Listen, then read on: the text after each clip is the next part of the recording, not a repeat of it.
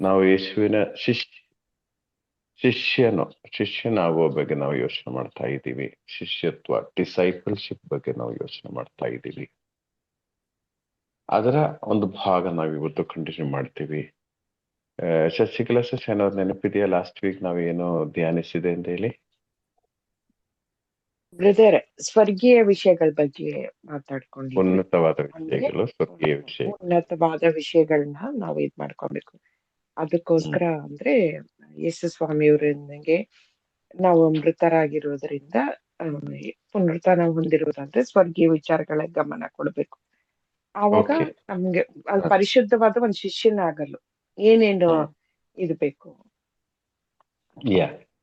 So ಇಲ್ಲಿ ನಮ್ಮಲ್ಲಿ ಯಾರೆಲ್ಲ ನಿಜವಾಗಿ ಶಿಷ್ಯರಾಗಿದ್ದಾರೆ ಯೇಸುವಿನ, ಯಾರೆಲ್ಲ ಶಿಷ್ಯರಾಗಬೇಕು ಎಂಬುದು ನಾವು ಸ್ವಲ್ಪ ಯೋಚನೆ ಮಾಡಬೇಕಾದ ಸಮಯವಾಗಿದೆ.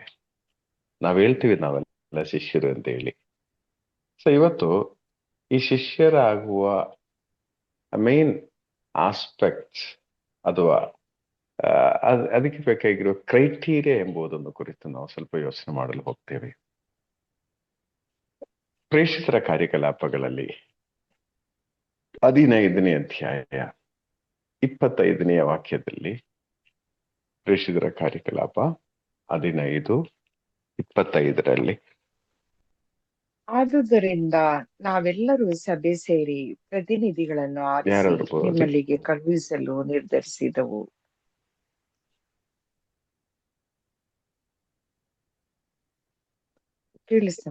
ಆದುದರಿಂದ ನಾವೆಲ್ಲರೂ ಸಭೆ ಸೇರಿ ಪ್ರತಿನಿಧಿಗಳನ್ನು ಆರಿಸಿ ನಿಮ್ಮಲ್ಲಿಗೆ ಕಳುಹಿಸಲು ನಿರ್ಧರಿಸಿದವು.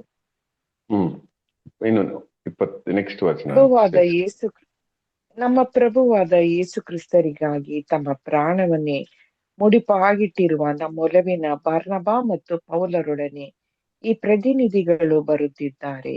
ಇವರೇ ನಾವು ಕಳುಹಿಸಿರುವ ಯೇಸುವಿನ ಶಿಷ್ಯರಾಗಲು ಪ್ರಿಯರೇ ಇಲ್ಲಿ ಒಂದು ಕ್ರೈಟೀರಿಯಾ, ಒಂದು ಕಂಡೀಷನ್ ಅನ್ನು ನಮ್ಗೆ ಕೊಡ್ತಾ ಇದ್ದಾರೆ.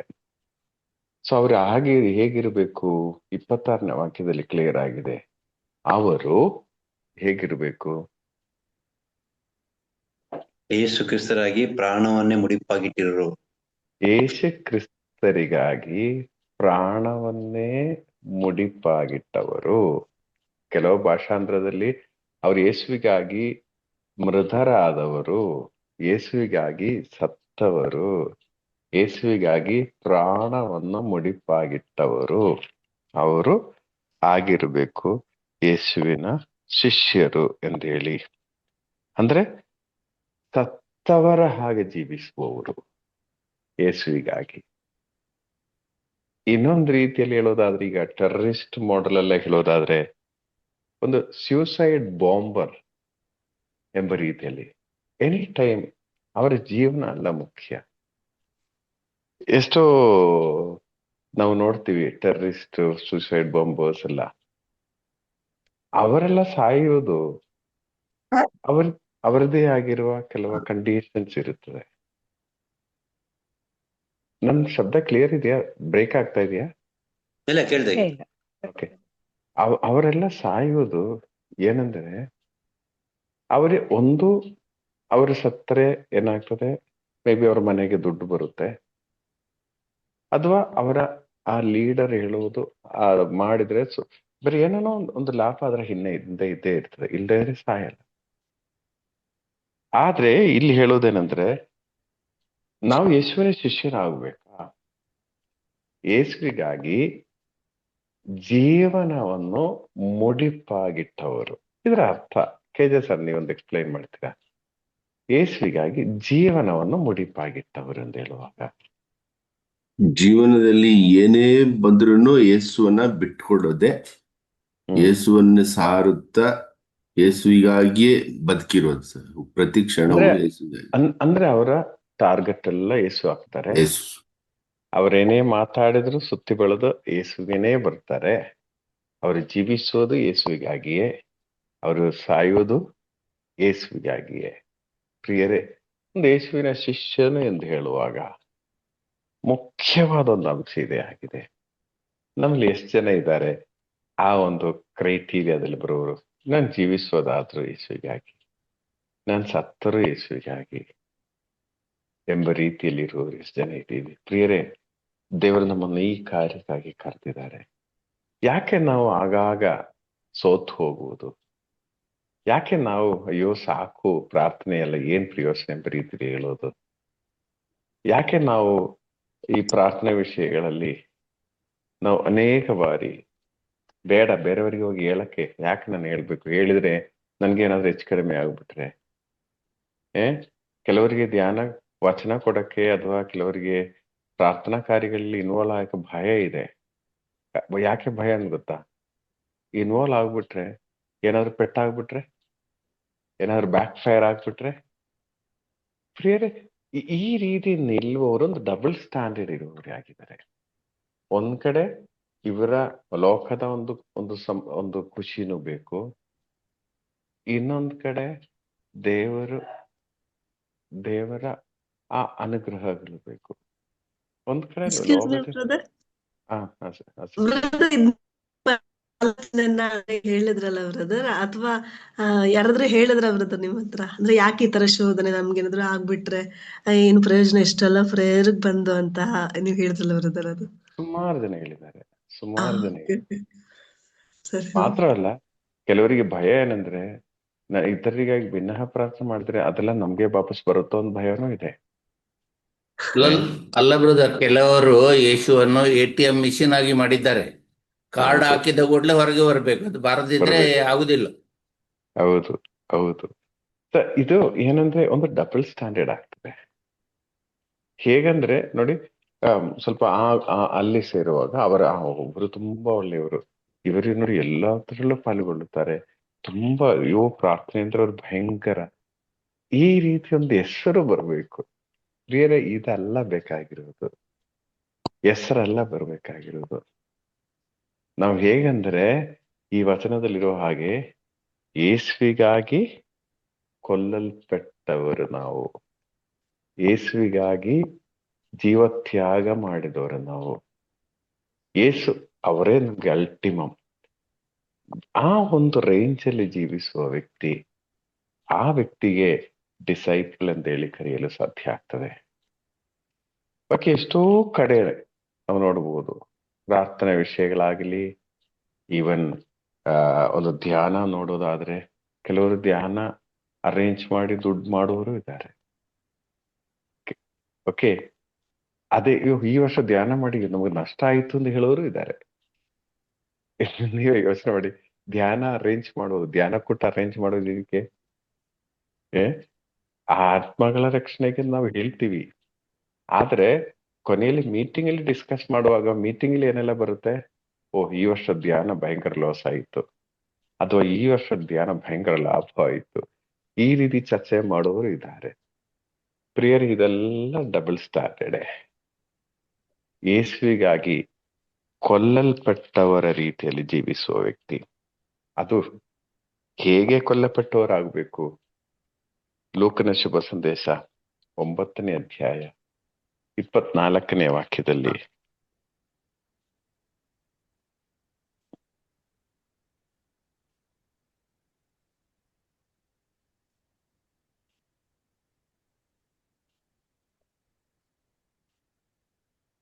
ತನ್ನ ಪ್ರಾಣವನ್ನು ಉಳಿಸಿಕೊಳ್ಳುವವನು ಆತೊರೆಯುವವನು ಅದನ್ನು ಕಳೆದುಕೊಳ್ಳುವನು. ಆದರೆ ನನ್ನ ನಿಮಿತ್ತ ತನ್ನ ಪ್ರಾಣವನ್ನು ಕಳೆದುಕೊಳ್ಳುವವನು ಅದನ್ನು ನಿತ್ಯಕ್ಕೆ ಉಳಿಸಿಕೊಳ್ಳುವನು. ನನ್ನ ನಿಮಿತ್ತ ಮುಂದುವರಿಸೋದಿ, ತನ್ನ ಪ್ರಾಣವನ್ನು ಉಳಿಸಿಕೊಳ್ಳಲು ಆತೊರೆಯುವವನು ಅದನ್ನು ಕಳೆದುಕೊಳ್ಳುವನು. ಆದರೆ ನನ್ನ ನಿಮಿತ್ತ ತನ್ನ ಪ್ರಾಣವನ್ನು ಕಳೆದುಕೊಳ್ಳುವವನು ಅದನ್ನು ನಿತ್ಯಕ್ಕೂ ಉಳಿಸಿಕೊಳ್ಳುವನು. ಓಕೆ, 23ನೇ ವಾಕ್ಯ. ಯೇಸು ಸ್ವಾಮಿ ಎಲ್ಲರೂ ನೋಡಿ ಹೇಳಿದೇನೆಂದರೆ, ಯಾರಿಗಾದರೂ ನನ್ನನ್ನು ಹಿಂಬಾಲಿಸಲು ಮನಸ್ಸಿದ್ದರೆ ಅವನು ತನ್ನನ್ನು ತಾನೇ ಪರಿತ್ಯಜಿಸಿ ತನ್ನ ಶಿಲುಬೆಯನ್ನು ಅನುದಿನ ಹೊತ್ತುಕೊಂಡು ನನ್ನನ್ನು ಹಿಂಬಾಲಿಸಲಿ. ಇದು ಯಾವಾಗೆಲ್ಲ ಈ ಸಂಭವ ನಡೀಬೇಕು? ನಾವು ಶಿಷ್ಯನಾಗಬೇಕಾದ್ರೆ ಈ ಶಿಲುಬೆ ಹೊತ್ಕೊಂಡು ನಡೆಯೋದು ಯಾವಾಗೆಲ್ಲ ಶಿಲುಬೆ ಹೊತ್ಕೊಂಡು ನಡೀಬೇಕು? ಹಿಲಾರಿ ಸಿಸ್ಟರ್, ಯಾವಾಗೆಲ್ಲ ಶಿಲುಬೆ ಹೊತ್ಕೊಂಡು ನಡೀಬೇಕು? ಬ್ರದರ್ ದೇವ್ರು ನಮ್ಗೆ ಆ ಒಂದು ಕೃಪೆ ಕೊಟ್ಟಾಗಲ್ಲ ಶಿಲುಬೆ ಹೊತ್ಕೊಂಡು ನಡಿಬೇಕು ಅನ್ನೋದು ಬ್ರದರ್. ಅವಕಾಶ ಕೊಡ್ತಾರೆ ಬ್ರದರ್. ಅಂದ್ರೆ ಇದು ಏನಾದ್ರು ಒಂದು ಕಷ್ಟ ಬಂದ್ರೆ ಇದು ದೇವರೇ ಕೊಟ್ಟಂತಹ ಒಂದು ಶಿಲುಬೆ ಅಂತ ಆ ಆಲೋಚನೆ ಮುಖಾಂತರ ತಗೊಳ್ಬೇಕು ಅಂತ ಅನ್ಸುತ್ತೆ brother. ನಮ್ ತಪ್ಪಿಂದ ಕಷ್ಟ ಬಂದ್ರೆ ತನ್ನ ಶಿಲುಬೆ ಅಂದ್ರೆ ಬ್ರದರ್, ಏ ತನ್ನ ಶಿಲುಬೆಯನ್ನು ಅನ್ನೋದೇವು. ಈಗ ಅವ್ರು ಏನಾದ್ರು ನನ್ನ ಶಿಲುಬೆಯನ್ನು ಅಂತ ನಾವ್ ಅನ್ಕೊಂಡಿದ್ದೀವಿ ಅಲ್ಲಿ ಯೇಸುವಾನಂದ್ರ ಕೊಟ್ಟಿದ್ದಾರೆ ಒಬ್ಬರಿಗೆ ಕ್ಲೀನ್ ಶಿಲುಬೆ ಆಗಿ. ಇರೋದು. ಅನ್- ಇಲ್ಲಿ ನನ್ನ ಇದೆಲ್ಲ ವಚನದಲ್ಲೇ ಕೊಟ್ಟಿದ್ದಾರೆ, ಅನುದಿನವು ಅಂದ್ರೆ ದಿನ ದಿನ ಹೊತ್ತು ನಡಿಬೇಕಂತೇವು. ಆ ಇಲ್ಲಿ 2-3 ಆಸ್ಪೆಕ್ಟ್ ಇದೆ. ಅನುದಿನವೂ ನನ್ನ ಶಿಲುಬೆಯನ್ನು ಹೊತ್ತುಕೊಂಡು, ಒಂದಿನ ಅಲ್ಲ, ಒನ್ ಟೈಮ್ ಡಿಸೈಪಲ್ ಅಲ್ಲ. ಕೆಲವರು ಹೇಳೋದನ್ರಲ್ಲ, ನಾನು 1994 ಅಲ್ಲಿ 2010 ಅಲ್ಲಿ ಈ ತರ ಒಂದಿನತೆ ಡಿಸೈಪಲ್ ಅಲ್ಲ, ಅನುದಿನವೂ ಕೊಲ್ಲಲ್ಪಟ್ಟವರ ಹಾಗೆ ಜೀವಿಸುವ ವ್ಯಕ್ತಿ. ಈ ಸತ್ತ ವ್ಯಕ್ತಿಯ ಪ್ರತ್ಯೇಕತೆ ಏನಿದೆ, ಅವನಿಗೆ ಮತ್ತೆ ಅವನಿಗಾಗಿ ಮಾತಾಡಕ್ ಆಗಲ್ಲ. ಈವನ್ ನಾವು ಅವರಿಗಾಗಿ ಪ್ರಾರ್ಥನೆ ಮಾಡ್ಬೇಕು. ಯಾವ ಆಸೆ ಇರಲ್ಲ ಅವ್ರಿಗೆ, ಆಸೆನೇ ಇರ್ಲಿಲ್ಲ ಸತ್ತವ್ರಿಗೆ. ಅವ್ರಿಗೆ ಆಸೆನೂ ಇಲ್ಲ, ಒಂದು ಹೋಪ್ ಇಲ್ಲ, ಏನಿಲ್ಲ, ಕೊಲ್ಲಲ್ಪಟ್ಟ ವ್ಯಕ್ತಿಗೆ. ಆಯ್ತಾ? ಸೊ ಅವಂದು ಎಂದೇಳಿ ಅಸ್ತಿತ್ವವೇ ಇಲ್ಲ.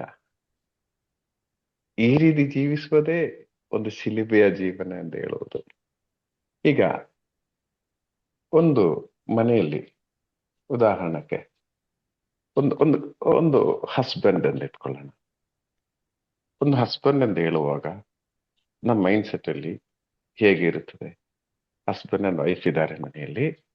ಈ ಹಸ್ಬೆಂಡಿನ ಪಾಸಿಬಿಲಿಟೀಸ್ ಅಂಡ್ ಪೊಸಿಷನ್ಸ್ ಎಲ್ಲ ಏನಿರುತ್ತದೆ? ಹಡ್ಸನ್ ನೀವ್ ಹೇಳಿ. ಜವಾಬ್ದಾರಿ ಎಲ್ಲ ಅವನೇ ಇರ್ತದೆ. ಮನೆ ಜವಾಬ್ದಾರಿಗಳು ಅವನು ಇರ್ಲೇಬೇಕು. ಮನೆ ಜವಾಬ್ದಾರಿ ಅವನಿಗೆ ಇರುತ್ತದೆ. ಓಕೆ, ಮತ್ತೆ ಮಕ್ಕಳ ಬಗ್ಗೆ ಅವ್ರಿಗೆ ಏನ್ ಬೇಕೆಲ್ಲ ಮಾಡ್ಲೇಬೇಕು. ಕೆಲ್ಸಕ್ಕೆ ಹೋಗಿ ಅವ್ರದೆಲ್ಲ ತಂದು ಸಂಪಾದನೆ ಮಾಡಿ ಎಲ್ಲ ಕೊಡ್ಬೇಕು ಮನೆಗೆ, ಏನೇನ್ ಬೇಕೆಲ್ಲ. ಅದೇ ಮುಗೀತಾ? ಅಲ್ಲ, ಅವ್ರನ್ನ ವಿಶ್ವಾಸದಲ್ಲಿ ಬೆಳೆಸ್ಬೇಕು. ಅವರೆಲ್ಲ ಕಾರ್ಯಗಳು ನೋಡ್ಲೇಬೇಕಲ್ಲ ಅವ್ರು. ಕುಟುಂಬ ಅಂದ್ಮೇಲೆ ಎಲ್ಲ ಕಾರ್ಯಗಳು ಅವನೇ ನೋಡ್ಬೇಕು. ಇದೆಲ್ಲ ತುಂಬಾ ಚೆನ್ನಾಗಿದೆ, ನಡಿಬಹುದು. ಶಶಿಕಲಾ ಸಿಸ್ಟರ್, ಬೇರೆ ಏನೆಲ್ಲ ಜವಾಬ್ದಾರಿ ಇದೆ? ದಯಾಳಿದ್ದಾರೆ ಒಂದು ತಂದೆಯಾಗಿ ಎಲ್ಲಾ ರೀತಿ ಒಂಥರ ನಾವ್ ಹೇಳ್ತೀವಲ್ಲ, ಆಧ್ಯಾತ್ಮಿಕವಾಗ್ಲಿ ನಮ್ಮ ಮಕ್ಕಳನ್ನ, ಸಂಸಾರನ, ತಂದೆ ತಾಯಿನ, ಇಡೀ ಕುಟುಂಬದಲ್ಲಿ ಇರೋರ್ನೆಲ್ಲ ನಡೆಸ್ಬೇಕು. ಮತ್ತೆ ಅವ್ರಿಗೆ ಅವ್ರದ್ದು ಲೌಕಿಕ ಆಸಾಪಾಶಗಳು ಅಂತ ಹೇಳ್ತಾರಲ್ಲ, ಅದನ್ನೆಲ್ಲ ನೆರವೇರಿಸ್ಬೇಕು. ಓಕೆ, ನಾವು ಇದೊಂದು ನೋಡ್ಕೊಬೇಕು. ಒಂದು ಡಿಫೈನ್ ಮಾಡಿ ಇಟ್ಟಿದ್ದಾರೆ. ಹಸ್ಬೆಂಡ್ ಅಂದ್ರೆ, ತಂದೆ ಅಂದ್ರೆ ಹೇಗಿರ್ಬೇಕಂತ ಹೇಳಿ. ಈಗ ನಾನೊಂದು ಉದಾಹರಣೆ ಹೇಳ್ತೀನಿ. ಈಗ ಸಿಂಗಲ್ಲಿ, ಪಾತ್ರೆ ತೊಳೆಯುವ ಸಿಂಗಲ್ಲಿ ತುಂಬಾ ಪಾತ್ರೆಗಳಿದೆ. ಓಕೆ, ಈಗ ಮನೆಯಲ್ಲಿ ನೋಡಿ, ಒಂದು ಪಾತ್ರೆನ ತೊಳೆಯಲಿಲ್ಲ ಎಂದೇಳಿ ವೈಫ್ ಬೈಯೋದಾದ್ರೆ ಅದು ನಿಮ್ಮ ಮನಸ್ಸಿಗೆ ಏನ್ ಅನಿಸ್ತದೆ? ಏನ್ ರೆಸ್ಪಾಂಡ್ ಮಾಡ್ಬೇಕು? ನನ್ನ ಅನುಭವದಲ್ಲಿ, ಆಮೇಲೆ ನನ್ನ ನಿರೀಕ್ಷೆನಲ್ಲಿ ಏನು ಅಂತಂದ್ರೆ ಬ್ರದರ್, ನಮ್ ಕೈಲಿ ಆಗದಿರೋ ಟೈಮಲ್ಲಿ ನಾವು ಅಂತ ಅಲ್ಲಲ್ಲ, ಅದೆಲ್ಲ ಜನರಲ್ ಆಗಿ ಈ ಒಂದು ಹೇಳ್ತಾರೆ ಬ್ರದರ್, ನಾನು ಒಬ್ಬನೇನ ಎಲ್ಲಾನು ಹೌದು, ದಯಾಳ್ ಬ್ರದರ್ ಹೇಳ್ತಾರೆ. ಅದೇ ನಾನು ಒಬ್ಬನೇನ ಎಲ್ಲ ನಾನೇ ಮಾಡ್ಬೇಕಾ ಹಾಗೆ ಏನೋ ಮನೋಭಾವನೆ ಬರ್ತದೆ. ಓಕೆ, ಸರಿ, ಅದಾಯ್ತು. ಅದಾದ್ಮೇಲೆ ನೀವು ತೊಳೆದಿಟ್ಟಿದೆ ಅಂತ ಇಟ್ಕೊಳ್ಳೋಣ. ಆಗ ಈ ಪಾತ್ರ ತಗೊಂಡು ಇದೇನು ಗಲೀಜಿದೆ ಅಂತ ನಿಮ್ಗೆ ಹೇಳಿದ್ರೆ ಏನಾಗ್ತದೆ? ಅಯ್ಯೋ ಅದೇನು ಹೊಸದಾಗಿ ದೊಡ್ಡ ವಿಷಯ. ಏನಾಗುತ್ತೆ ಅಂದ್ರೆ ಪ್ರಿಯರೇ, ಈಗ ನೀವು ನೀವು ನೀವು ಮನೇಲಿದ್ರೆ ನೀವು ಸಾರೇ ಮಾಡಿಲ್ಲ ಅಂತ ಹೇಳಿ ಕಷ್ಟಪಟ್ಟು ನೀವು ಸಾರು ಮಾಡಿದ್ದೀರಾ. ಆಗ ಈಗೇನ ಸಾರು ಮಾಡೋದು? ಅದು ಒಬ್ಬರಲ್ಲ, ಮನೇಲಿರುವ ಎಲ್ರೂ ಡೈಲಾಗ್ ಹೇಳುವಾಗ ನಿಮ್ಗೆ ಹೇಗೆ ಅನಿಸ್ತದೆ? ತುಂಬಾ ಅದೇ ಇದೇನೆ ಇಷ್ಟೆಲ್ಲ ಮಾಡಿ ಶಶಿಕಲಾ ಸಿಸ್ಟರ್, ಇದೇನೆ ಸಿಲಿಬೆ ಅಂತ ಹೇಳುದು. ನಾವು ಕೆಲವು ಡಿಫೈನ್ ಮಾಡಿದೀವಿ, ಕೆಲವು ಜವಾಬ್ದಾರಿ. ಇದು ಮಾಡೋದೇನು ದೊಡ್ಡ ಸಮಸ್ಯೆ ಏನಲ್ಲ, ಆದ್ರೆ ಡಿಫೈನ್ ಮಾಡದೇ ಇರುವ ಸುಮಾರು ಜವಾಬ್ದಾರಿಗಳಿದೆ. ನಮ್ಮ ಮೈಂಡ್ ಸೆಟ್ ಇದು ನಾವು ಮಾಡಬೇಕಾದವರಲ್ಲ. ಬೆಳಿಗ್ಗೆ ಎದ್ರೆ ಬಿಟ್ ಕಾಫಿ ಅಲ್ಲಿಗೆ ಬರಬೇಕು, ಏ ಅಥವಾ ಊಟಕ್ಕೆ ಕೈ ತೊಳೆಯಿರಿ ಅಂತ ಹೇಳೋರು ಇರ್ಬೇಕು, ಡೈನಿಂಗ್ ಟೇಬಲ್ ಅಲ್ಲಿ ಎಲ್ಲ ತಂದು ಕೊಡೋರು ಇರ್ಬೇಕು. ಪ್ರಿಯರೇ, ಇದು ಕೆಲವರ ಜೀವನದಲ್ಲಿ ನಾವು ನೋಡಬಹುದು. ಆದ್ರೆ ನಿಜ ಹೇಳ್ತೀನಿ, ಪ್ರಾರ್ಥನೆಯಲ್ಲಿ ಬಂದವರ ಜೀವನದಲ್ಲಿ ಹಸ್ಬೆಂಡ್ ಆಗಲಿ, ವೈಫ್ ಆಗಲಿ, ಮಕ್ಕಳಾಗಲಿ, ನಾವು ಡಿಫೈನ್ ಮಾಡಿರುವ ಒಂದು ಸೋಷಿಯಲ್ ಜಸ್ಟಿಸ್ ಅಂತ ಹೇಳುವ ಆ ಒಂದು ಕಾರ್ಯ ನಮ್ಮ ಜೀವನದಲ್ಲಿ ಸಿಕ್ಕುವುದೇ ಇಲ್ಲ. ನಿಜ ಹೇಳ್ತೀನಿ. ಅದು ಒಂದ್ ರೀತಿ ಒಳ್ಳೇದೇ.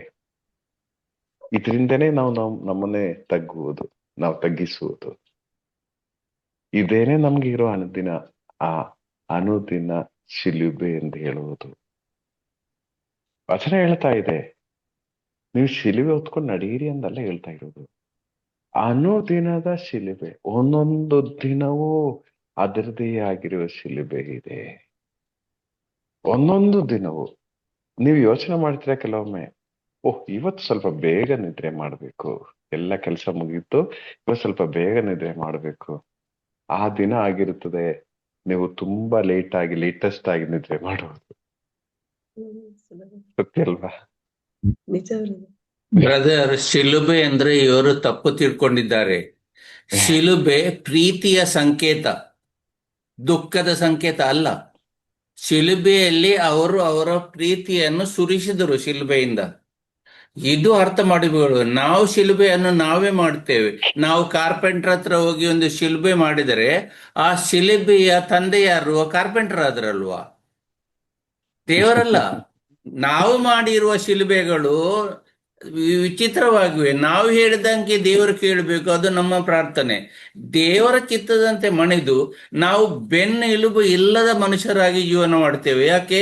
ಬೆನ್ನೆಲುಬು ನಮ್ಮ ಖಾಸಗಿ ಪ್ರಾರ್ಥನೆ. ಎಷ್ಟು ಸಮಯ ನಾವು ದೇವರೊಡನೆ ನಮ್ಮ ಖಾಸಗಿ ಪ್ರಾರ್ಥನೆ ಮಾಡ್ತೇವೆ, ಅದು ಮಾಡದಿದ್ದರೆ ನಾವು ಬೆನ್ನೆಲುಬು ಇಲ್ಲದ ಜನರಾಗ್ತೇವೆ. ಇದನ್ನು ನಾವು ಅರಿತುಕೊಂಡು ಆ ದೇವರ ಪ್ರೀತಿಯಿಂದ ಅವರು ನಮ್ಮನ್ನು ಇಷ್ಟ ತನಕ ಕಾಪಾಡಿದ್ದಾರೆ, ಕೋವಿಡ್ನಿಂದ ಕಾಪಾಡಿದ್ದಾರೆ. ಪ್ರತಿದಿನ ನೀರು ಬೆಳಕು ಇದನ್ನೆಲ್ಲ ಕೊಟ್ಟು ನಮ್ಮನ್ನು ಸಾಕುತ್ತಾರೆ. ಇದರ ಅರಿವಿಲ್ಲದೆ ನಾವೇ ಏನೇನೋ ಪ್ರಾರ್ಥನೆ ಮಾಡಿ ಜೀವನ ಮಾಡುವುದು, ಅದು ನಾವೇ ಒಂದು ಶಿಲುಬೆ ಮಾಡಿ ಅದರ ನಡೆಯುವುದು, ದೇವರಿಗೆ ಬೊಬ್ಬೆ ಹಾಕುವುದು. ಇನ್ನೊಂದು ಮಚ್ಚಡ ಬರೆದ್ರೆ ಹೇಳಿದ ಹಾಗೆ, ಪ್ರಿಯರೇ, ಕೆಲವೊಮ್ಮೆ ಬೆನ್ನೆಲುಬು ಇಲ್ಲದೆ ಇರುವ ರೀತಿಯಲ್ಲಿ ನಾವು ಜೀವಿಸುವ ಒಂದು ಅವಸ್ಥೆ ಆಗುತ್ತದೆ.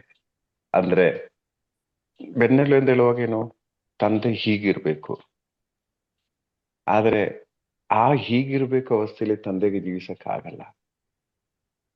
ನಾವು ಡೌನ್ ಟು ಎರ್ತ್ ಹೋಗ್ಲೇಬೇಕಾಗ್ತದೆ. ಬ್ಯಾಕ್ ಬೋನ್ ಇಲ್ಲ ಎಂಬ ಅವಸ್ಥೆಗೆ ನಾವು ನಿಲ್ಬೇಕಾಗ್ತದೆ. ಸೊ ಪ್ರಿಯರೇ, ಈ ರೀತಿಯ ಒಂದು ಜೀವನ ನಮಗಿದ್ದರೆ ನಾವು ಒಂದು ಶಿಷ್ಯರಾಗುವ ಯೋಗ್ಯತೆ ಇದೆ. ಈ ಜೀವನ ನಾವು ಆಕ್ಸೆಪ್ಟ್ ಮಾಡುವಾಗ ನಾವು ಶಿಷ್ಯರಾಗುತ್ತೇವೆ. ಪ್ರಿಯರೇ, ಉದಾಹರಣೆ ಹೇಳ್ತೀನಿ. ಈ ಒಂದು ಗ್ರೇಟೆಸ್ಟ್ ಬಾಕ್ಸರ್ ಮೊಹಮ್ಮದ್ ಅಲಿ, ಅಲ್ವಾ? ಮೊಹಮ್ಮದ್ ಅಲಿ ಹೌದು, life time world number 1 boxer ಆಗಿದ್ರು. ಶಕ್ತಿ ಅಂತ ಹೇಳುವಾಗ ಅಷ್ಟು ಅವರೇ ಅದರ ಒಂದು ಮಾಡೆಲ್ ತರ ಇತ್ತು. ಕೊನೆಯಲ್ಲಿ ಏನಾಯ್ತು ಅಂದ್ರೆ ಅವರಿಗೆ ಪಾರ್ಕಿನ್ಸನ್ಸ್ ರೋಗ ಬಂತು. ಅವನು ಒಲಿಂಪಿಕ್ಸ್ ಗೋಲ್ಡ್ ಮೆಡಲಿಸ್ಟ್ ಆದ್ರಿಂದ ಆ ನಂತರ ಬಂದ ಒಲಿಂಪಿಕ್ಸ್ ಅಲ್ಲಿ ಇವನಿಗೆ ಆ ಲೈಟ್ ಕಂಬ ಇದೆಯಲ್ಲ, ದೀಪ ಶಿಕ್ಕ ಅಲ್ವಾ, ಏನ್ ಹೇಳ್ತೀರಾ ಅದಕ್ಕೆ? ಇದು ಫಸ್ಟ್ ಓಡ್ತಾರಲ್ಲ ಈ ಲೈಟ್, ಏನ್ ಟಾರ್ಚ್,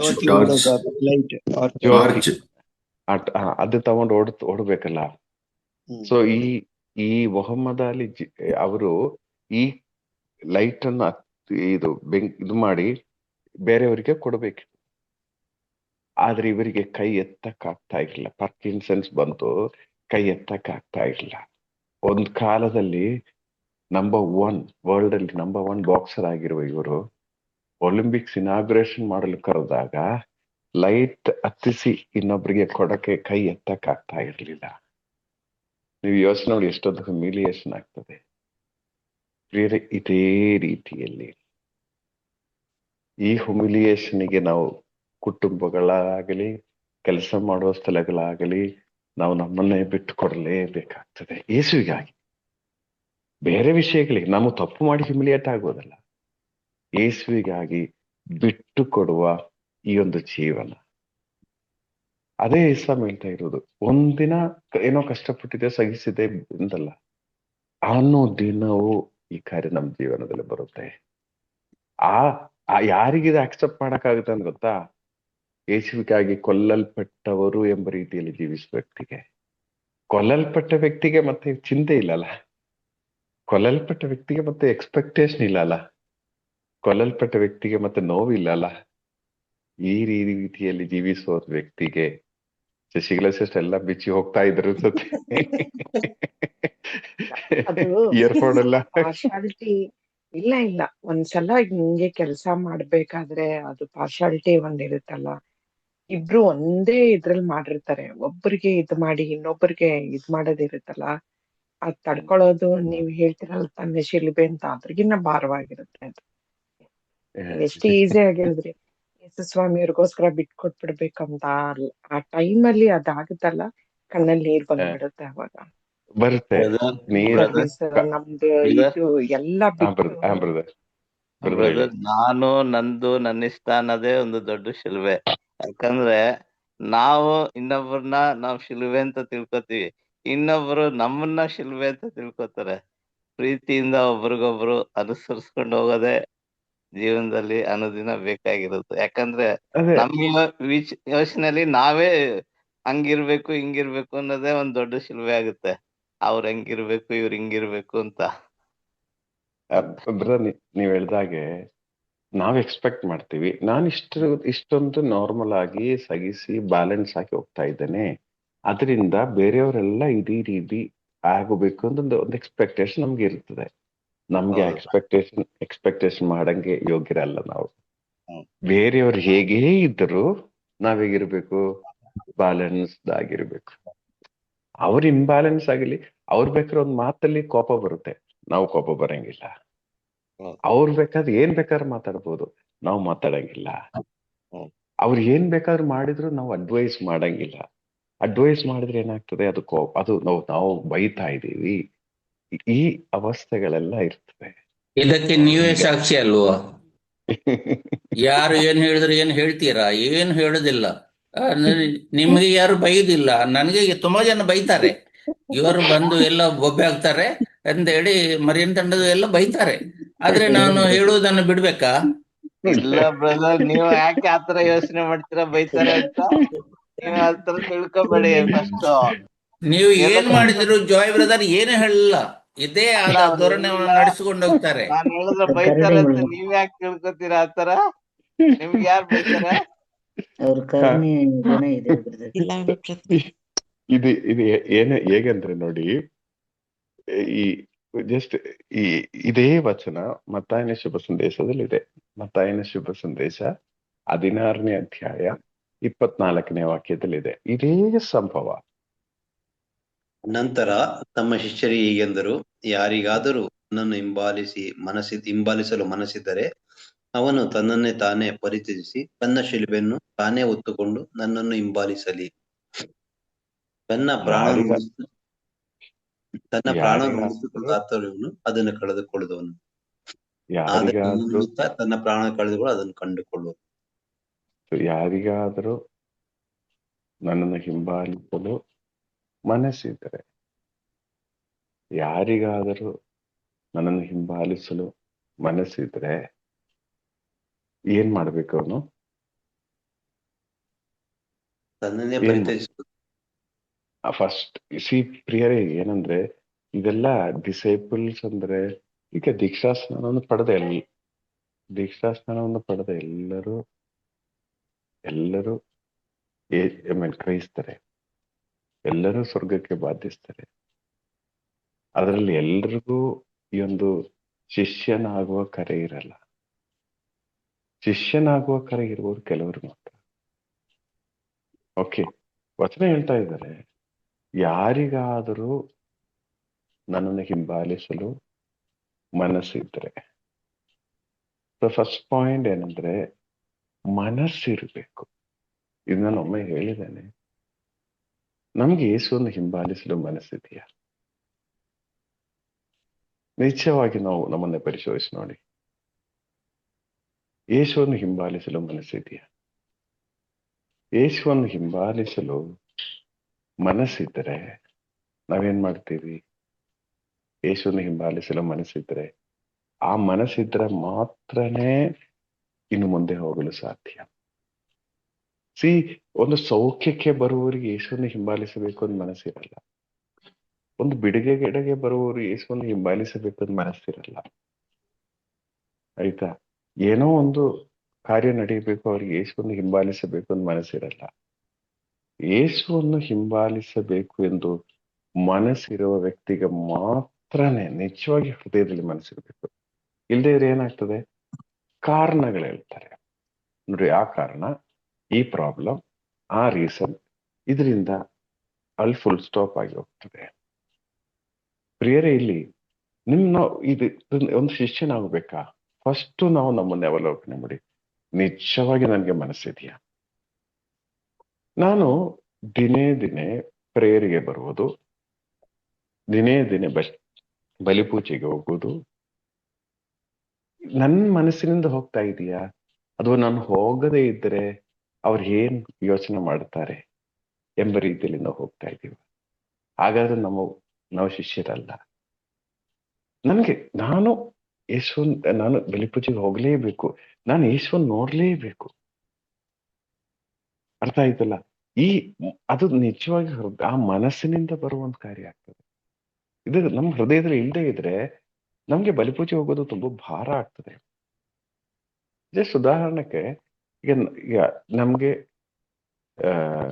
6:45ಗೆ ಪೂಜೆ ಇದೆ ಚಾಪ್ಲಲ್ಲಿ. ಇಲ್ಲಿ ಈಗ 6:45ಗೆ ಪೂಜೆಗೆ ಹೋಗಿ ಬಂದು 7:30ಗೆ ನಾನು ನನ್ನ ಮಿಸ್ಸಸ್ ಡ್ರಾಪ್ ಮಾಡಬೇಕು. 7:30, 7:45 ಒಳಗಡೆ. ಅರ್ಥ ಆಯ್ತಲ್ಲ? ಅದಾದ್ಮೇಲೆ ಬಂದು ನಾನು 8:30, 8:40ಗೆ ನಾನು ಸ್ಕೂಲಲ್ಲಿ ಇರಬೇಕು. ಈಗ ಈ 6:45 to 7:30 ಎಂಬುದು ತುಂಬಾ ಕ್ರೂಷಿಯಲ್ ಟೈಮ್. ಅರ್ಥ ಆಯ್ತಲ್ಲ? ಈಗ ಮನೆಯದೆಲ್ಲ ರೆಡಿ ಆಗ್ಬೇಕು, ಎಲ್ಲರಿಗೂ ಸೆಟ್ರೇಟ್ ಮಾಡ್ಬೇಕು, ಹೋಗ್ಬೇಕು. ತುಂಬಾ ಕ್ರೂಷಿಯಲ್ ಟೈಮ್. ಈ ಟೈಮಲ್ಲಿ ಪೂಜೆಗೆ ಹೋಗದೇ ಇರಕ್ಕೆ ಬೇಕಾದಷ್ಟು ರೀಸನ್ ಹೇಳ್ಬಹುದು ನಾನು. ಅರ್ಥ ಆಯ್ತಲ್ಲ? ಪ್ರಿಯರೇ, ನಿಜವಾಗಿಯೂ ಮನಸ್ಸಿದ್ರೆ ಮಾತ್ರನೇ ನಾವು ಎಷ್ಟೋ ದಿನ ನಾವು ಎಸ್ಕೇಪ್ ಆಗಿದ್ದೀವಿ ಒಂದೊಂದು ಕಾರಣ. ಆದ್ರೆ ಕ್ಯಾಶುವಲ್ ಆಗಿ ನಮ್ಗೆ ಹೋಗ್ಬೇಕಾದ್ರೆ ಎಲ್ಲ ಕನ್ವೀನಿಯಂಟ್ ಆಗಿ ನಾವು ಹೋಗೋದಾದ್ರೆ, ಅದೀಗ ಮನಸ್ಸಿದ್ರು ಮನಸ್ಸಿಲ್ದೇ ಇದ್ರು ನಾವು ಹೋಗ್ಬೋದು ಅವ್ರನ್ನು ಖುಷಿ ಪಡಿಸೋದಕ್ಕೆ. ಅಥವಾ ಇಕ್ಕಟ್ಟಿನ ಪರಿಸ್ಥಿತಿಯಲ್ಲಿ ಮನುಷ್ಯನನ್ನು ಖುಷಿ ಪಡಿಸೋದಕ್ಕಲ್ಲ, ಮನಸ್ಸಿದ್ದು ನಾನು ಹೋಗ್ಲೇಬೇಕು, ಈಶ್ವರನ್ ನೋಡ್ಲೇಬೇಕು ಎಂದು ಆಸೆ ಇದ್ರೆ ಮಾತ್ರನೇ ಹೋಗಕ್ಕೆ ಸಾಧ್ಯ ಆಗ್ಬೋದು. ಇಲ್ದೇ ಇದ್ರೆ ನಾವು ಎಸ್ಕೇಪ್ ಆಗ್ತೀವಿ. ಇನ್ನು ಆತರ ನಾನು ಹೋಗ್ಬೇಕಾದ್ರೆ ಇಲ್ಲಿ ಬ್ಯಾಕಪ್ ಅಲ್ಲಿ ಏನೆಲ್ಲ ಆಗ್ಬೇಕು ಯೋಚನೆ ಮಾಡಿ ನೋಡಿ. ಏನೆಲ್ಲ ಅವತ್ತು ರೆಡಿ ಆಗ್ಬೇಕು, ಅದಕ್ಕೆ ಬೇಕಾಗಿರೋ ಸ್ವಲ್ಪ ಸಿದ್ಧತೆ ಅದನ್ನ ನಾನು ಮಾಡ್ಲೇಬೇಕು. ಅರ್ಥ ಆಯ್ತಲ್ಲ? ಸೊ ಹೇಗೆಲ್ಲ ನೋಡಿ, ಸುಮ್ನೆ ನಾವು ಬಲಿಪೂಜೆಗೆ ಹೋಗಿ ಬಂದ್ರೆ ಆಗತ್ತಾ? ಆಗ ನಾವು ಯೇಸುವಿಗೆ ಸುಳ್ಳು ಸಾಕ್ಷಿಗಳಾಗ್ತದೆ. ಮನೆಯಲ್ಲಿರೋರು, ಮಕ್ಕಳು, ಮನೆಯವರೆಲ್ಲ ಹೇಳುವುದು, ನೀವು ಪೂಜೆ ಹೋಗಿ ಬರ್ತು ನಿಮ್ ಕೆಲಸ ಮಾಡ್ತಾ ಇದ್ರಿ. ಆದ್ರೆ ಅದಾಗಬಾರ್ದು. ಆದಷ್ಟು ಎಲ್ಲ ಬ್ಯಾಲೆನ್ಸ್ ಮಾಡುವಂತ ಅವಸ್ಥೆ ಅದೇನೆ ಅನುದಿನದ ಶಿಲುಬೆ ಹೊತ್ಕೊಂಡು ನಡೆಯುವುದು ಅಂತ ಹೇಳುವುದು. ಅನುದಿನದ ಶಿಲುಬೆ ಹೊತ್ಕೊಂಡು ನಡೆಯುವುದು ಅಂತ ಹೇಳುವುದು. A to Z ಬ್ಯಾಲೆನ್ಸ್ ಮಾಡುವಂತ ಅವಸ್ಥೆ ಇರಬೇಕು. ನಾವು ನಮ್ಮನ್ನೇ ಪ್ರಶ್ನೆ ಹಾಕ್ಬೋದು ಕೆಲವೊಮ್ಮೆ, ಇಷ್ಟೆಲ್ಲ ನಾವು ಮಾಡ್ಬೇಕ? ನಾನು ದೇವರಿಗಾಗಿ ನಿಲ್ತಾ ಇದೆಯಲ್ಲ. ಸೊ ಪ್ರಿಯರೇ, ಇಂತಹ ಪರಿಸ್ಥಿತಿಗಳಲ್ಲೆಲ್ಲ ತಗ್ಗಿ ಬಗ್ಗಿ ನಾವು ಹೋಗೋದಾಗಿದೆ ಅನುದಿನದ ಶಿಲುಬೆಯನ್ನು ಹೊತ್ಕೊಂಡು ನಡೆಯುವುದಂತ ಹೇಳೋದು. ಪ್ರಿಯರೇ, ಆ ಅನುದಿನದ ಶಿಲುಬೆ ಹೋರಬೇಕಾದ್ರೆ ಪ್ರಿಯರೇ, ನಿಜವಾಗಿ ನಮ್ಗೆ ಮನಸ್ಸಿರ್ಬೇಕು, ಆಸೆ ಇರ್ಬೇಕು. ಮನಸ್ಸಿಲ್ದೇ ನಾವು ಫೇಲಿಯರ್ ಆಗ್ತೀವಿ, ಸೋತ್ ಹೋಗ್ತೀವಿ. ಒಂದಿನ ಹೇಳ್ತೀವಿ ನಾನು ಇಷ್ಟೆಲ್ಲ ಕಷ್ಟಪಟ್ಟು ಅಂದೆಲ್ಲ ಬರುತ್ತೆ. ಆದ್ರೆ ನಾವು ಮನಸ್ಸಿದ್ದು, ನಿಜವಾಗಿ ಯೇಸುವನ್ನು ಹಿಂಬಾಲಿಸಲು ಮನಸ್ಸಿದ್ದು ಮಾಡೋದಕ್ಕೆಲ್ಲ ಲೆಕ್ಕಾಚಾರ ಇರಲ್ಲ. ನಾನು ಆದುದರಿಂದ ಮಾಡ್ತಾ ಇದ್ದೀವಿ ಅಂದೆಲ್ಲ ಬರಲ್ಲ. ನನ್ನ ಹಳೆ ಸ್ವಭಾವ ಆದ್ರೆ ಅಂದ್ರೆ ಬರಲ್ಲ. ನಮ್ ಟಾರ್ಗೆಟ್ ಎಲ್ಲ ಯೇಸು ಆಗ್ಬೇಕು, ಮನಸ್ಸಿರ್ಬೇಕು. ಮನಸ್ಸಿರುವಾಗ ನೆಕ್ಸ್ಟ್ ಸ್ಟೆಪ್ ಏನು? ನಿಮ್ಗೆ ಮನಸ್ಸಿದ್ರೆ ಶಿಲುಬೆಯನ್ನು ಹೊತ್ತು ನಡೆಯುವ. ಮತ್ತೊಮ್ಮೆ ಓದಿ ಯಾವ ವಚನ? 24, ಮತ್ತಾಯ 16:24.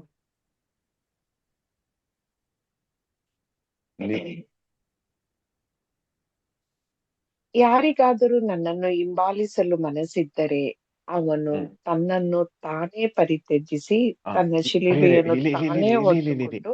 ಇಲ್ಲಿ ಇದು ಮನಸ್ಸಿದ್ರೆ ಮಾತ್ರ ಸಾಲದು, ಆಯ್ತಾ? ಸೆಕೆಂಡ್ ಸ್ಟೆಪ್ ಏನಂದ್ರೆ ನಾವು ನಮ್ಮನ್ನೇ ಪರಿತ್ಯಜಿಸಬೇಕು. ಪರಿತ್ಯಜಿಸಬೇಕು ಅಂತ ಹೇಳುವಾಗ ಕೆಜೆ ಸರ್ ಅವರನ್ನೇ ಪರಿತ್ಯಜಿಸಿ ಅಂತ ಹೇಳುವಾಗ ನಮ್ಮನ್ನೇ ಸಂಪೂರ್ಣವಾಗಿ ಬಿಟ್ಕೊಡ್ಬೇಕು ಅಂದ್ರೆ ಏನರ್ಥ? ಅಂದ್ರೆ ಎಲ್ಲದಕ್ಕೂ ರೆಡಿ ಇರ್ಬೇಕು. ಟೋಟಲ್ ಸರೆಂಡರ್ ಆಗ್ಬೇಕು, ಸಮರ್ಪಣೆ, ಕಂಪ್ಲೀಟ್. ನಮ್ದೇನು ಇಲ್ಲ, ನಾನು ಆ ಈಗೋ ಕನ್ಸೆಪ್ಟೇ ಇಲ್ಲ. ನಾನೊಂದು ಹಸ್ಬೆಂಡ್ ಆಗಿದ್ದೇನೆ, ನಾನೊಂದು ವೈಫ್ ಆಗಿದ್ದೇನೆ, ನನ್ನ ತಂದೆ ಆಗಿದ್ದೇನೆ, ನನ್ನ ತಾಯಿ ಆಗಿದ್ದೇನೆ, ನನ್ಗೆ ಇದೆಲ್ಲ ರೈಟ್ ಇದೆ, ಏನೂ ಇಲ್ಲ. ನಾನು ಆಫೀಸರ್ ಆಗಿದ್ದೇನೆ, ನಾನು ಹೆಡ್ ಮಾಸ್ಟರ್ ಆಗಿದ್ದೇನೆ, ಈ ರೈಟ್ಸ್ ಯಾವುದೂ ಇಲ್ಲ. ತನ್ನನ್ನೇ ಪರಿತ್ಯಜಿಸಿ ನಾವು ಝೀರೋ ಮಾಡಬೇಕು ನಮ್ಮನ್ನೇ. ಒಂದು ಎಕ್ಸ್ಪೆಕ್ಟೇಷನ್ ಇಲ್ಲದೆ ಇರೋ ರೀತಿಯಲ್ಲಿ ಹೋದ್ರೆ ಮಾತ್ರನೇ ನಾವು ಶಿಲುಬೆ ಹೊರಲು ಸಾಧ್ಯ. ಅರ್ಥ ಆಯ್ತಿಲ್ಲ? ಶಿಲುಬೆ ಹೊತ್ತು ಏನ್ ಮಾಡ್ಬೇಕು? ನನ್ನನ್ನು ಹಿಂಬಾಲಿಸಬೇಕು. ಸೊ ಪ್ರಿಯರೇ, ಯೇಸುವನ್ನು ಹಿಂಬಾಲಿಸಬೇಕಾದ್ರೆ ಹೇಗೆ ಸಾಧ್ಯ? ನಮ್ಮನ್ನೇ ಪರಿತ್ಯಜಿಸಿ. ಏನ್ ಬೇಕು? ಮನಸ್ಸಿರಬೇಕು. ಯೇಸುವನ್ನು ಹಿಂಬಾಲಿಸಬೇಕಾ? ಮನಸ್ಸಿರಬೇಕು ಫಸ್ಟ್. ಏನೋ ಒಂದು ಸೌಖ್ಯಕ್ಕೆ ಆಗಿ ಬಿಡುಗಡೆಗಾಗಿ ಬಂದ್ರೆ, ನಾನು ನೋಡಿದ್ದೇನೆ ಮೈಸೂರಲ್ಲಿ 3-4 ಹೀಲಿಂಗ್ ಸೌಖ್ಯೋತ್ಸವಗಳು ನಡೆಯಿತು, ತುಂಬಾ ಸೌಖ್ಯಗಳು ಆಯ್ತು. ಆದ್ರೆ ಈ ಸೌಖ್ಯ ಆದ ಯಾರ ಅಡ್ರೆಸ್ಸು ಈಗ ಕಾಣ್ತಾ ಇಲ್ಲ. ಒಂದು ಪ್ರೇಯರ್ ಮೀಟಿಂಗ್ ಅಂತ ಹೇಳುವಾಗ ಅವ್ರು ಯಾರನ್ನು ಕಾಣ್ತಾ ಇಲ್ಲ. ಸೊ ಪ್ರಿಯರೇ, ಮನಸ್ಸಿಟ್ಟು ಬರುವವರು ಈಗಲೂ ಇದ್ದಾರೆ. ಸೊ ಫಸ್ಟ್ ಥಿಂಗ್ ಏನಂದ್ರೆ, ಇವತ್ತು ನಾವು ಈ ಒಂದು ಪಾಯಿಂಟ್ ಮಾತ್ರ ತಗೊಳ್ಳೋಣ. ನೀವು ಯೇಸುವನ್ನು ಹಿಂಬಾಲಿಸಬೇಕಾ? ನೀವು ಶಿಷ್ಯನಾಗಬೇಕಾ? ನಿಮಗೆ ಮನಸ್ಸಿರಬೇಕು.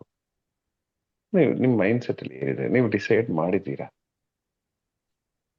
ನಾನು ಯೇಸುವನ್ನು ಹಿಂಬಾಲಿಸಬೇಕು ಅಂತ ಮನಸ್ಸಿದೆಯಾ?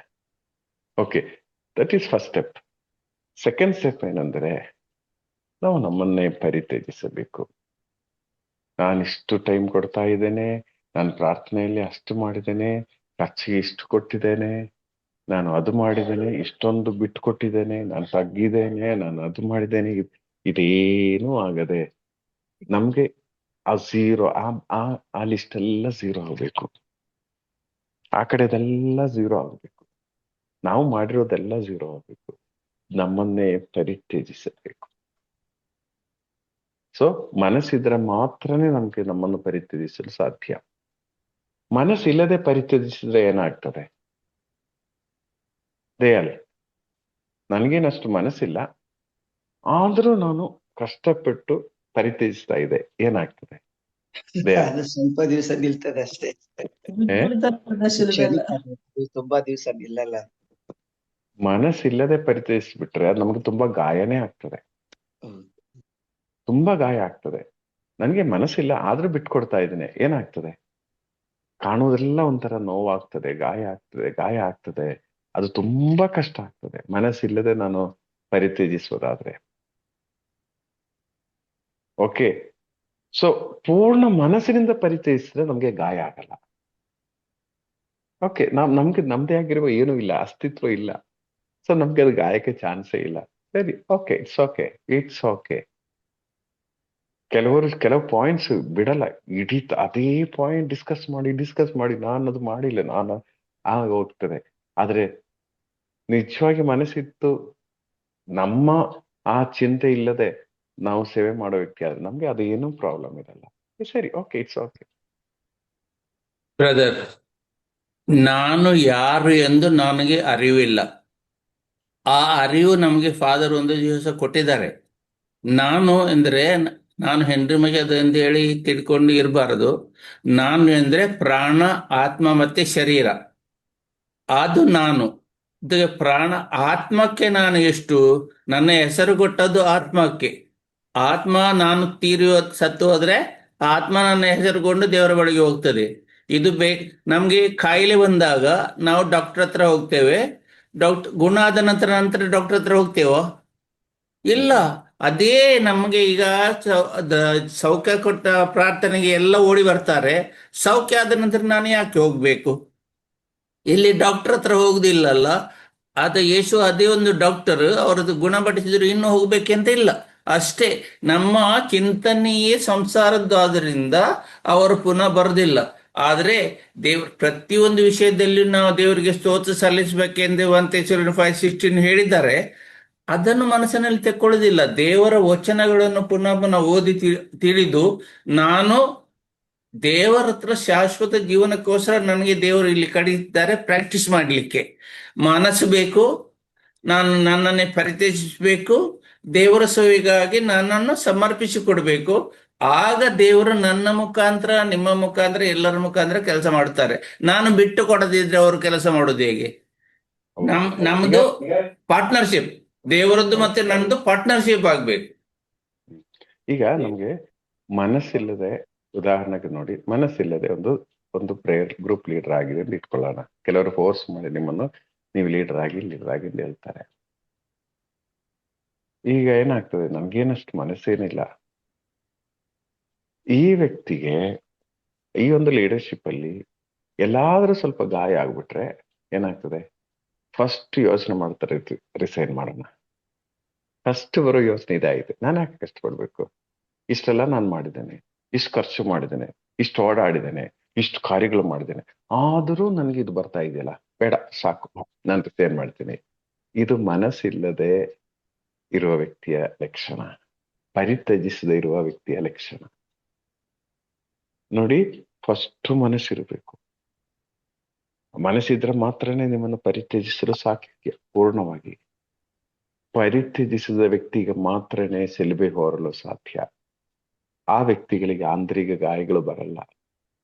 ಇಲ್ಲದೆ ಇರೋ ವ್ಯಕ್ತಿಗಳಿಗೆ ಯಾರ ಸ್ವಲ್ಪ ಬೈದ್ರಾ, ಮುಗಿಯಿತು.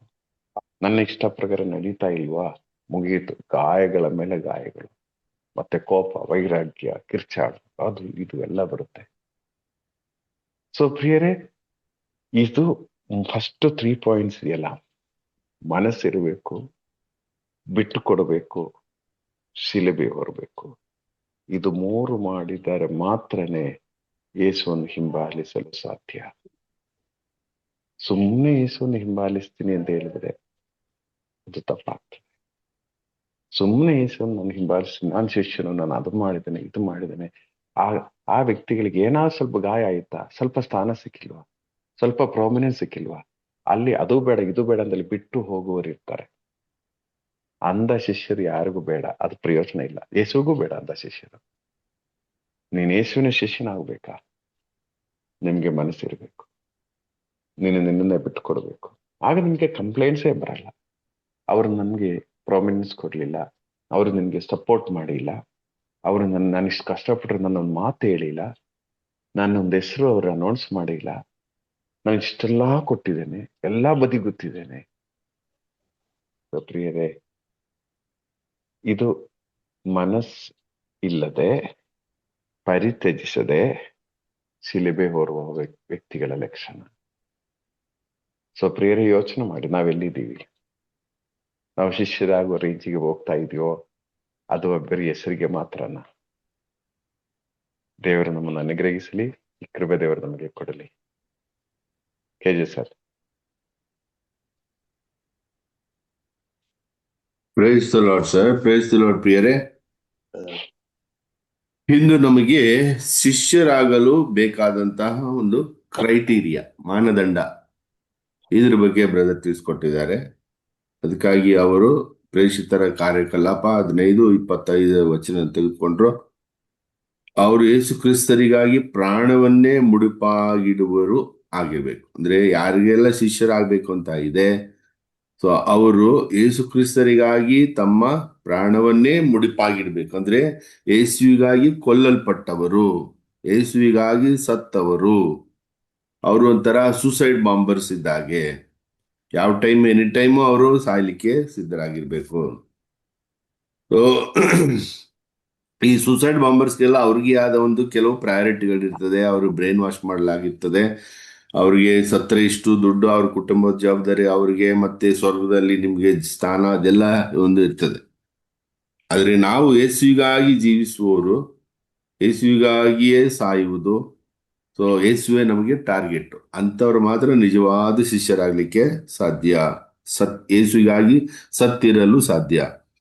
ನಾವು ಕೆಲವು ವೇಳೆ ಪ್ರಾರ್ಥನಾ ವಿಚಾರಗಳಲ್ಲಿ ಭಾಗಿಯಾಗಲು ಭಯ ಪಡ್ತೀವಿ. ಕಾರಣ ಯಾಕೆ ಅಂದ್ರೆ, ಹೋದ್ರೆ ನನಗೆ ಏನಾಗ್ಬಿಡ್ತದೋ, ಸೊ ಹೋದ್ರೆ ಇಂಥ ಜವಾಬ್ದಾರಿ ನಾನು ವಹಿಸ್ಕೋಬೇಕೋ, ಏನೋ ತಪ್ಪಾಗ್ಬಿಡ್ತದೋ ಅಂತ ಒಂದು ರೀತಿ ಭಯ. ಸೊ ಇಂಥವ್ರು ಒಂದು ರೀತಿ ಡಬಲ್ ಸ್ಟ್ಯಾಂಡರ್ಡ್ ಇದ್ದಾಗೆ, ಡಬಲ್ ಸ್ಟ್ಯಾಂಡರ್ಡ್ ಜೀವನವನ್ನ ಜೀವಿಸೋದು. ಒಂದ್ ಕಡೆ ಲೋಕವೂ ಬೇಕು, ಇನ್ನೊಂದ್ ಕಡೆ ಪ್ರಾರ್ಥನೆ ಜೀವಿತವೂ ಬೇಕು. ಆದರೆ ಯೇಸುವಿಗಾಗಿ ಮಾತ್ರ ಜೀವಿಸುವ ವ್ಯಕ್ತಿ ನಿಜವಾದ ಶಿಷ್ಯನಾಗ್ಲಿಕ್ಕೆ ಸಾಧ್ಯ. ಸೊ ಆತ ಅನುದಿನವೂ ತನ್ನ ಶಿಲುಬೆಯನ್ನು ಹೊತ್ತುಕೊಂಡು ನಡೆಯಬೇಕು. ಸೊ ತನ್ನದೇ ಆದ ಯಾವುದೇ ಆಸೆ ಆಕಾಂಕ್ಷೆಗಳಿಲ್ಲದೆ ಜೀವಿಸಬೇಕು. ಸೊ ಒಂದು ಕುಟುಂಬದಲ್ಲಿ ಒಬ್ಬ ವ್ಯಕ್ತಿಗೆ ಕೆಲವು ನಿರ್ಧಾರಿತ ಜವಾಬ್ದಾರಿಗಳಿರ್ತದೆ, ಕೆಲವು ನಿರ್ಧಾರಿತವಲ್ಲದ ಜವಾಬ್ದಾರಿಗಳು ಕೂಡ ಇರ್ತದೆ. ಸೊ ಈ ನಿರ್ಧಾರಿತವಲ್ಲದ ಜವಾಬ್ದಾರಿಗಳೇ ನಮಗೆ ಅನುದಿನದ ಶಿಲುಬೆ ಆಗ್ತದೆ. ಸೊ ಈ ಬೆನ್ನೆಲುಬಿಲ್ಲದಂತಹ ಜೀವನ ಜೀವಿಸುವಾಗ ಅದೇ ನಿಜವಾದ ಶಿಷ್ಯನ ಸಂಕೇತ. ನಿಜವಾದ ಶಿಷ್ಯ ಅಂದ್ರೆ ಬೆನ್ನೆಲುಬು ಇಲ್ಲದೆ ಜೀವಿಸುವಂತ ವ್ಯಕ್ತಿ. ತನ್ನದೇ ಏನೂ ಇಲ್ಲ, ಆಕಾಂಕ್ಷೆ ಇಲ್ಲ, ಆಕಾಂಕ್ಷೆ ಇಲ್ಲ, ತನ್ನ ಜೀವಿತ ಇಲ್ಲ, ಎಲ್ಲವೂ ಯೇಸುವಿಗಾಗಿ. ಒಂದು ರೀತಿಯ ಅವಮಾನಕರ ಜೀವನವನ್ನ ಜೀವಿಸುವ ವ್ಯಕ್ತಿಯಾಗಿ ರೆಡಿಯಾಗಿರ್ಬೇಕು. ಸೊ ಯೇಸುವಿಗಾಗಿ ಕೊಲ್ಲಲ್ಪಟ್ಟ ವ್ಯಕ್ತಿಯಾಗಿ ಜೀವಿಸುವವರು ಮಾತ್ರ ಈ ಜೀವನವನ್ನ ನಡೆಸ್ಲಿಕ್ಕೆ ಸಾಧ್ಯ. ಇದು ಎಲ್ಲರಿಗೂ ಸಿಗುವ ಕರೆ ಅಲ್ಲ, ಕೆಲವರಿಗೆ ಮಾತ್ರ ಸಿಗುವಂತ ಕರೆ ಆಗಿರ್ತದೆ. ಸೊ ಮೊದಲು ಯೇಸುವನ್ನು ಹಿಂಬಾಲಿಸಲು ಏನಿರ್ಬೇಕು, ನಮ್ಗೆ ಮನಸ್ಸಿರ್ಬೇಕು. ಆಮೇಲೆ ಬರೀ ಸೌಖ್ಯಕ್ಕಾಗಿ ಅಥವಾ ಅದ್ಭುತಕ್ಕಾಗಿ ಬರುವವರಿಗೆ ಯೇಸುವನ್ನು ಹಿಂಬಾಲಿಸುವ ಮನಸ್ಸಿಲ್ಲದೆ ಇರಬಹುದು. ನಿಜವಾಗಿ ಮನಸ್ಸಿದ್ರೆ ಪ್ರತಿಯೊಂದು ಕಾರ್ಯವು ಅದು ಮನಸ್ಸಿನಿಂದ ಉದ್ಭವ ಆಗ್ತದೆ, ಮನಸ್ಸಿನಿಂದ ಹುಟ್ಟಿ ಬರ್ತದೆ. ಸೊ ಅದಕ್ಕೆ ಮತ್ತಾಯ 16:24 ಅಲ್ಲಿ ಕೂಡ ಇದೇ ಮಾತನ್ನ ಯೇಸು ಸ್ವಾಮಿ ಹೇಳಿದ್ದಾರೆ. ಅಲ್ಲಿ ಇನ್ನೊಂದು ಕಾರ್ಯವನ್ನ ಅಲ್ಲಿ ಸೇರಿಸ್ತಾ ಇದ್ದಾರೆ. ಇಲ್ಲಿ ಏನು ಅದು ಅಂದ್ರೆ, ತನ್ನನ್ನೇ ತಾನು ಪರಿತ್ಯಜಿಸಬೇಕು. ಯೇಸುವಿನ ಅಂದ್ರೆ ಯಾರಿಗಾದರೂ ನನ್ನನ್ನು ಹಿಂಬಾಲಿಸುವ ಮನಸ್ಸಿದ್ದರೆ ತನ್ನನ್ನು ತಾನೇ ಪರಿತ್ಯಜಿಸಬೇಕು, ತನ್ನನ್ನೇ ಶೂನ್ಯವಾಗಿಸ್ಕೊಳ್ಬೇಕು. ಸೊ ಹಾಗಾಗಿ ನಿಜವಾದ ಶಿಷ್ಯರ ಲಕ್ಷಣಗಳು ಏನಂದ್ರೆ, ಒಂದು ಅವನಿಗೆ ಮನಸ್ಸಿರಬೇಕು, ಎರಡನೇದಾಗಿ ತನ್ನನ್ನೇ ತಾನು ಪರಿತ್ಯಜಿಸಬೇಕು, ಮೂರನೇದಾಗಿ ಶಿಲುಬೆಯನ್ನು ಹೊತ್ತುಕೊಳ್ಳಬೇಕು, ನಾಲ್ಕನೇದಾಗಿ ಯೇಸುವನ್ನು ಹಿಂಬಾಲಿಸಬೇಕು. ಸೊ ಒಂದ್ ವೇಳೆ ಮನಸ್ಸಿಲ್ಲದೆ ನಾವು ಈ ಶಿಲುಬೆಯಿಂದ ಯೇಸುವಿನ ಶಿಷ್ಯರಾಗ್ಲಿಕ್ಕೆ ಬಯಸುವುದಾದ್ರೆ ಅದು ಹೆಚ್ಚು ದಿನ ಉಳಿಯೋದಿಲ್ಲ. ಅದು ಅವನಿಗೆ ಪೆಟ್ಟಾಗಿ ಮಾರ್ಪಡ್ತದೆ, ತೊಂದರೆಯಾಗಿಯೇ ಮಾರ್ಪಡ್ತದೆ. ಸೊ ಹಾಗಾಗಿ ಯೇಸುವಿನ ನಿಜವಾದ ಶಿಷ್ಯರಾಗಿರ್ಬೇಕಾದ್ರೆ ಈ 4 ಕಾರ್ಯಗಳು ನಮ್ಮಲ್ಲಿ ಇರಬೇಕು. ಅಂತವ್ರು ಮಾತ್ರ ಯೇಸುವಿನ ನಿಜವಾದ ಶಿಷ್ಯರಾಗ್ಲಿಕ್ಕೆ ಸಾಧ್ಯ ಅನ್ನೋದು ಅರ್ಥ ಆಯ್ತು. Praise the lord sir, praise the lord ಪ್ರಿಯರೇ. Praise the Lord Jesus. ಇವತ್ತು ನಮಗೆ ದೇವರು ನಮ್ಮ ಜಾಯ್ ಬ್ರದರ್ನ ಮುಖಾಂತರ ಹೊಸ ಕರೆಯನ್ನು